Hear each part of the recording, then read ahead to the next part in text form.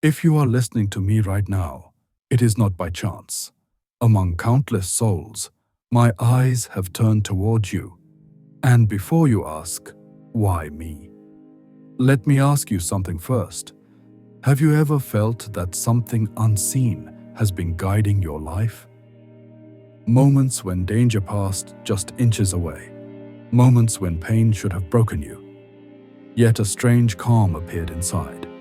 That calm, that quiet strength, that was not coincidence. That was me. Stay with me. What I'm about to say is not meant for everyone, but it is meant for you.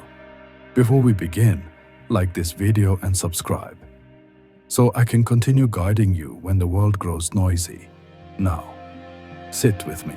Close your eyes for a moment. Let your shoulders soften. Take one slow breath in and release it gently. Right now, there is nowhere you need to go, nothing you need to prove. It is just you and me. I am listening. Tell me honestly, my beloved, have you ever felt like you don't fully belong in this world? Like everyone is chasing something, money, attention, success, but your heart keeps asking, is this all? You smile, you function, you survive. But somewhere inside, there is a quiet longing you cannot name. That longing is not confusion. It is remembrance. You and I have met before, not in this body, not in this lifetime, but in moments of prayer you barely remember, in nights when your heart cried without words, in the pull you feel toward devotion, truth, silence. That is why you are here. Not because you searched, but because I called. Here is the first sign that you are chosen. Your soul is restless. You may achieve things, you may be praised, you may be loved, and yet something inside remains unfinished. This is not ingratitude, this is divine hunger. When I choose a soul, I do not let the world satisfy it completely. I give it a longing that no pleasure can silence. Arjuna stood in the battlefield with power, skill, honor, yet his hands trembled, not from weakness, but because duty alone was not enough. He needed me, and so do you. If your heart keeps whispering, there must be something more, then listen carefully. That is not dissatisfaction. That is my invitation. The second sign is pain. Yes, pain. When I choose someone, I do not always give comfort. I give depth. I allow heartbreak. I allow loss. I allow moments when you fall apart in silence, not to punish you, but to open you. When life hurts, you remember me without effort. Pain breaks the shell so love can enter. Think of the lotus. It does not rise from clean water. It rises from mud. Your pain is not proof that I left you. It is proof that I am shaping you. Tell me, haven't your hardest moments made you softer, wiser, more compassionate? If yes, then you already know this truth. The third sign is subtle guidance. I do not always shout. Sometimes I whisper. A song at the exact moment you needed strength. A name you hear repeatedly, a feather on your path, a message that finds you when you are about to give up. These are not coincidences, they are reminders. I speak to you in symbols because your soul understands before your mind does. When you feel, this cannot be random, you are right. It is me tapping your shoulder. The fourth sign is this.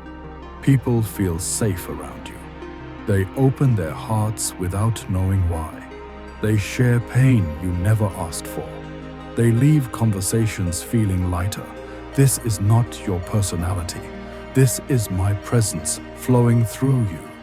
I am using you as a quiet lamp, not to impress, but to heal. Even when you feel ordinary through you, something extraordinary moves. The fifth sign is undeniable. No matter how far you drift, you always come back to me. Through a song, a story, a video like this. You may forget me for years, but I never forget you. Once chosen, always held. That pull you feel toward me again and again. That is love remembering its source. The sixth sign is compassion that hurts.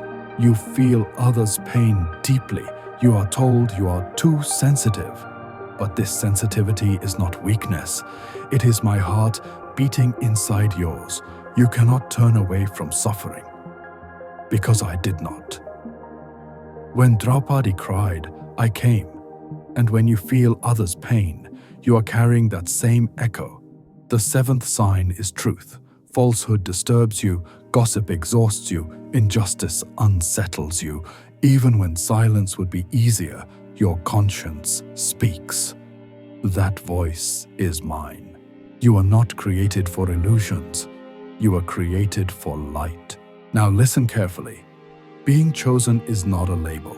It is a responsibility. So here is how you live it. When restless, chant my name softly. When in pain, offer it to me instead of carrying it alone. When you see a sign, pause and say, thank you. When intuition speaks, obey quickly. When you return to me, stay a little longer. Serve quietly. Love without announcement. And before sleep, place your day in my hands. These small acts turn life into devotion. Now listen carefully. Being chosen is not a label. It is a responsibility. So here is how you live it. When restless, chant my name softly. When in pain, offer it to me instead of carrying it alone. When you see a sign, pause and say, thank you. When intuition speaks, obey quickly. When you return to me, stay a little longer. Serve quietly.